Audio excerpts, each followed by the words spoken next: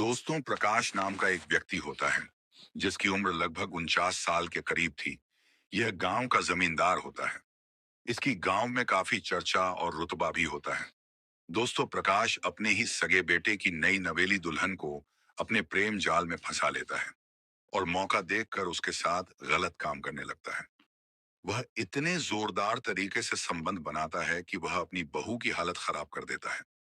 उसकी बहू भी अपने ससुर का भरपूर साथ दे रही थी और भरपूर सुख का आनंद ले रही थी। उसे वह सुख मिल रहा था जो उसको पति से पहले कभी नहीं मिला था। दोस्तों, इन दोनों का यह हवस का खेल लगभग 7 महीने तक चलता है। लेकिन 7 महीने के बाद इन दोनों के साथ कुछ ऐसा हो जाता है जिसकी किसी ने कल्पना भी नहीं किया होगा कि आखिर ऐसा हुआ तो कैसे हुआ। तो दोस्तों, आज की इस घटना को सुनने के बाद आप लोगों को भी बड़ी हैरानी होगी।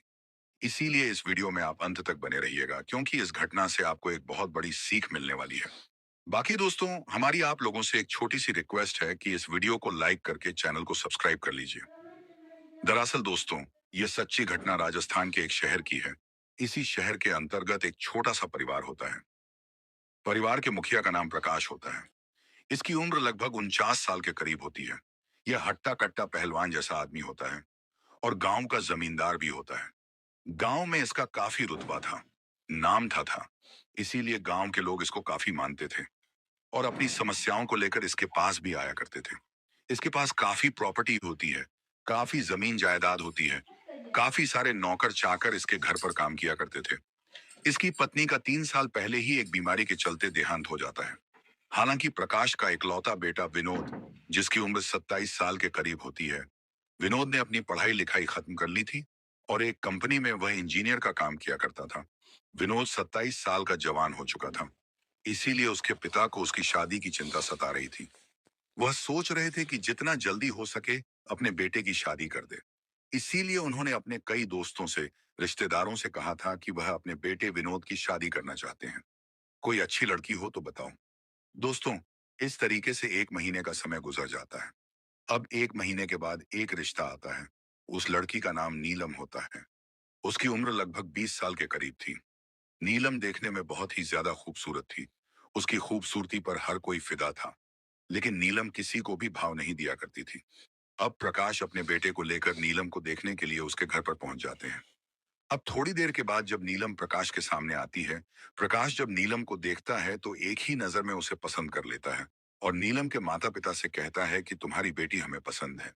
अब वह भैया अपने बेटे से पूछता है कि तुमको नीलम पसंद है, तो विनोद हामी भर देता है और कुछ दिन बाद बड़े धूमधाम से दोनों की शादी हो जाती है। नीलम दुल्हन बनकर विनोद के घर आ जाती है। विनोद बहुत खुश था। दोनों की पहली रात थी, यानी सुहागरात थी। नीलम अपने पति विनोद के आने का इंतजार कर रही थी। रात के 12 बजे के करीब विनोद अपनी पत्नी के कमरे में आता है और जब वह उसका घूंघट उठाता है तो उसे देखते ही खुश हो जाता है, क्योंकि उसकी पत्नी बहुत ही ज्यादा खूबसूरत थी।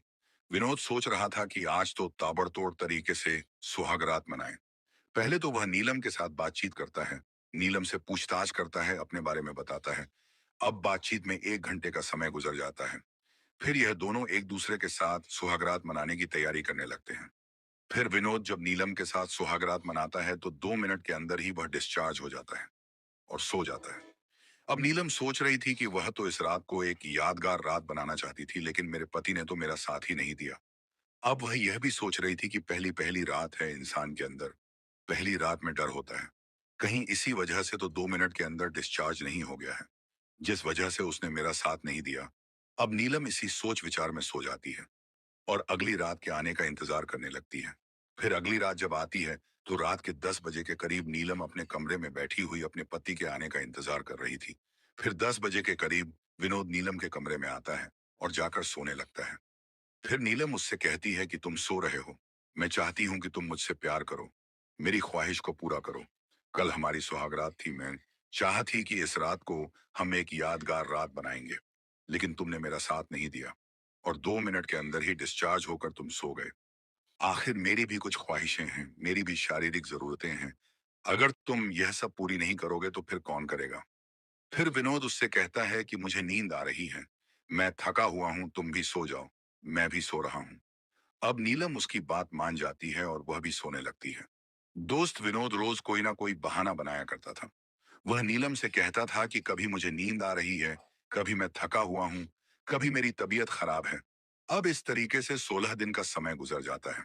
एक दिन रात के 11 बजे के करीब नीलम विनोद से लड़ने लगती है।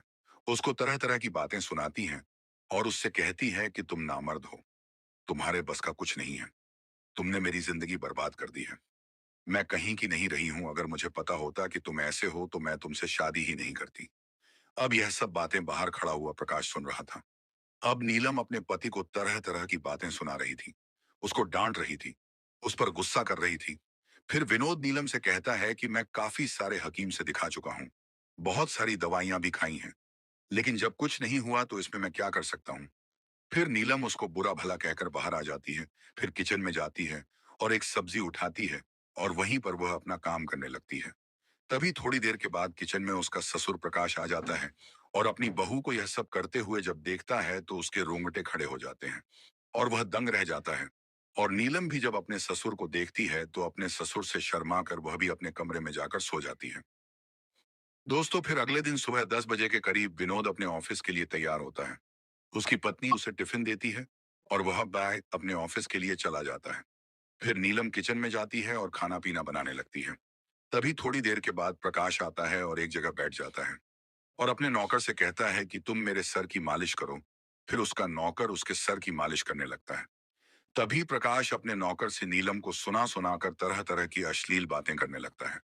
वह अपने नौकर से कहता है कि जब हम जवान थे, हमारे अंदर बहुत ताकत थी, बहुत जोश था। जिसको भी हम एक बार जकड़ लेते थे तो उसे छोड़ते नहीं थे, जिसकी भी हमने ख्वाहिश पूरी की थी। वह बार बार अपनी ख्वाहिश पूरी करने के लिए आया करती थी।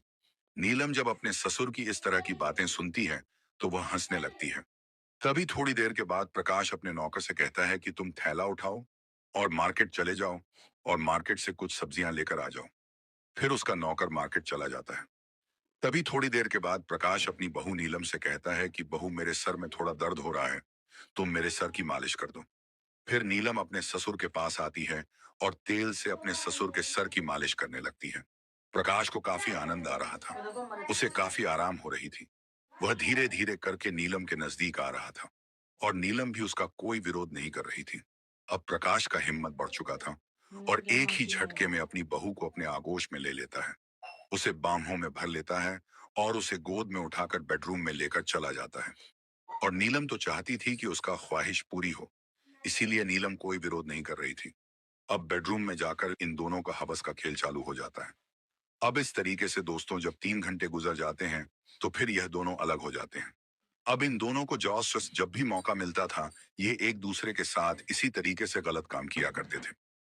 दोस्तों, अब नीलम को अपने ससुर से संबंध बनाते बनाते लगभग 7 महीने का समय गुजर जाता है। 7 महीने के बाद एक दिन नीलम की तबीयत खराब हो जाती है। उसकी तबीयत इतनी खराब होती है कि उसे उल्टियां लगने लगती हैं और उल्टियां रुकने का नाम नहीं लेती हैं। तभी उसके पास उसका पति विनोद आता है और अपनी पत्नी से कहता है कि तुम ठीक हो, तुम्हारी तबीयत तो ठीक है। फिर नीलम उससे कहती है कि मेरी तबीयत खराब है और मुझे दवाई की जरूरत है। तभी विनोद पास के ही एक हॉस्पिटल जाता है और वहां से एक लेडी डॉक्टर को बुलाकर घर ले आता है। वो लेडी डॉक्टर जब नीलम का चेकअप करती है और विनोद से कहती है कि तुम्हारे लिए खुशखबरी है कि तुम बाप बनने वाले हो। अब विनोद जब उस लेडी डॉक्टर की बात सुनता है तो दंग रह जाता है, उसके होश उड़ जाते हैं और यह सोचने लगता कि मैं तो अपनी पत्नी के साथ कुछ किया ही नहीं है, तो वह प्रेग्नेंट कैसे हो सकती है। अब विनोद को काफी गुस्सा आ जाता है और अपनी पत्नी से कहता है कि तुमने मुझे धोखा दिया है, तुमने मुझे कहीं का नहीं छोड़ा है, तुमने किसके साथ मुंह काला किया है, तुम्हारे पेट में किसका बच्चा पल रहा है। अब वह अपनी पत्नी को बुरा भला कहता है और तरह तरह की बातें सुनाने लगता है। और जब बात हद से ज्यादा बढ़ जाती है, तभी प्रकाश अपने बेटे से कहता है कि तुम जानना चाहते हो कि इसके पेट में किसका बच्चा पल रहा है, तो मैं तुमको बताता हूँ। फिर प्रकाश उससे कहता है कि तुम्हारी पत्नी के पेट में जो बच्चा पल रहा है वह बच्चा मेरा है। दोस्तों, विनोद अपने पिता की यह बात सुनता है तो दंग रह जाता है और अपने पिता से कहता है कि मेरी पत्नी ने तो मुझे धोखा दिया ही है और साथ में तुमने भी मुझे धोखा दिया है। तुमने मेरी जिंदगी बर्बाद कर दी है, मुझे कहीं का नहीं छोड़ा है। मैं तुम दोनों को छोड़ूंगा नहीं और पुलिस जाकर रिपोर्ट कर दूंगा। फिर ये दोनों डर जाते हैं और विनोद को समझाने लगते हैं, उससे माफी मांगने लगते हैं, लेकिन यह अब नहीं मानता है। और पुलिस को फोन कर देता है। दोस्तों, कुछ देर के बाद पुलिस इनके घर पर आ जाती है। फिर पुलिस विनोद से कहती है कि मामला क्या है, बात क्या है। फिर विनोद सारी बातें पुलिस को बताने लगता है और कहता है कि इस तरह का मामला है। मेरे पीठ पीछे इन दोनों ने हवस का गंदा खेल खेला है, मुझे धोखा दिया है, जिसका नतीजा मेरी पत्नी पेट से हो गई है। फिर पुलिस इन दोनों को थाने लेकर पहुंच जाती है। अब पुलिस नीलम से पूछताछ करती है और कहती है कि क्या तुमने अपनी मर्जी से यह सब किया है या तुम्हारे साथ जबरदस्ती हुआ है। फिर नीलम पुलिस से कहती है कि यह सब मेरी मर्जी से हुआ है। अब पुलिस कर भी क्या सकती है, जब इन दोनों ने अपनी मर्जी से किया है। उसके बाद इन दोनों को रिहा कर दिया जाता है। तो दोस्तों, इसीलिए कहा जाता है चाहे कुछ भी कर लो, लेकिन गलत काम का नतीजा गलत ही निकलता है। दोस्तों, इस कहानी को सुनाने का मेरा मकसद आप लोगों को परेशान या दुखी करना या आपका दिल दुखाना नहीं है, बल्कि आपको जागरूक और सचेत करना है। तो दोस्तों, आप कमेंट में बताइए कि इसमें किसकी सबसे ज्यादा गलती है। तब तक आप अपना और अपने परिवारजनों का ध्यान रखें। मिलते हैं अगले दिन नए टॉपिक के साथ। जय हिंद, जय भारत, वंदे मातरम, जय श्री राम।